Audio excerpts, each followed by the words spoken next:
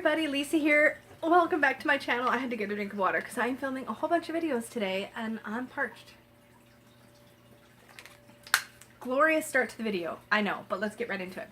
So this is 31 Days of Tarot. Today is day 19 and we are going to be talking about the 5 decks that I would want with me if I were shipwrecked on an island. This question was posed by Lisa Sumiyoshi. I probably just slaughtered your name. I'm so sorry. Also, I think you're really mean for making me answer this question. Anyways, the link to the video, Ethany's video with the prompts, all 31 Days of Tarot, will be down below in the description box as usual. With that said, we're going to get into my 5 desert island decks as of this moment, subject to change anytime because my moods change and my needs change. But I think I've kind of covered my bases with these. So I was trying to think through what 5 decks, and it didn't specify tarot, so I knew I had to kind of mix, and I was like, oh man, on a desert island, what ones would I really want or need the most with me, and why? So, no surprise, I need my Mons Tarot, because I need a good classic Rider-Waite-Smith deck, one good, solid, like, Rider-Waite-Smith clone, I feel like, because the Rider-Waite-Smith clone decks have imagery that's very similar to the original Rider-Waite-Smith, which means they're very clear and easy readers. You guys have seen this deck on my channel so much lately, so I will spare you a million images as much as I want to show them all of the time. I will stop soon. Pretty soon. Pretty soon. Maybe now. Okay, I'm stopping. But a really good classic Rider-Waite-Smith. This is my soul deck. This one would come with me for sure. Probably would be the very first deck I would grab in like a fire. It is what it is. It's my baby. Anyways, I would need one good classic tarot. This is the one I would grab. And then we start to diverge a little bit. So the other deck that I would grab currently would probably be my Guardian Tarot. And the reason is because this is very much my self-care deck right now. So this is a deck that I feel like is only for me, is very nurturing. There's something about the spirit of this deck that just speaks to my soul in a way that is not about divination even so much as it's about taking care of me. And I feel like I would want this nurturing voice with me if I were on a desert island, presumably somewhat alone and possibly scared. I feel like I would want the comfort of this deck. This is sort of like, I guess you would call this my hug deck in a way. This deck and the guidebook, it makes me feel taken care of. And I feel like I would really, really, really want that. So this deck for sure would be with me. And there's other decks, I guess, that do this for me too. I mean, the Mons Tarot still makes me feel nurtured, but this is just, there's something special about this that I can't quite put my finger on. I think I wouldn't want to be without it. So that made the list.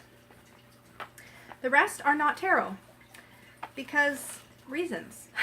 So first of all, I would really want my Angels and Ancestors Oracle by Kyle Gray. Again, this is a deck that I think would bring me a lot of peace if I were like freaking out and stressed.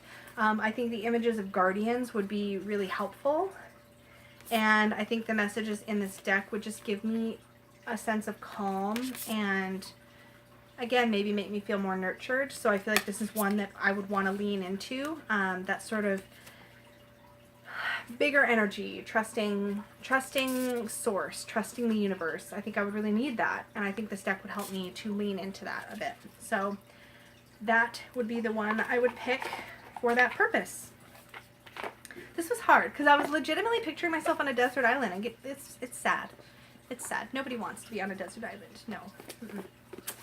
Then I picked just for, again, comfort, and also because it brings in the chakras, which I think I would want some of that chakra or yoga wisdom with me in that situation. My Whispers of Lord Ganesha would be, I think, just perfect to fill that niche, to help me with that aspect of my spirituality. I think that would be really, really helpful and grounding for me in a lot of ways.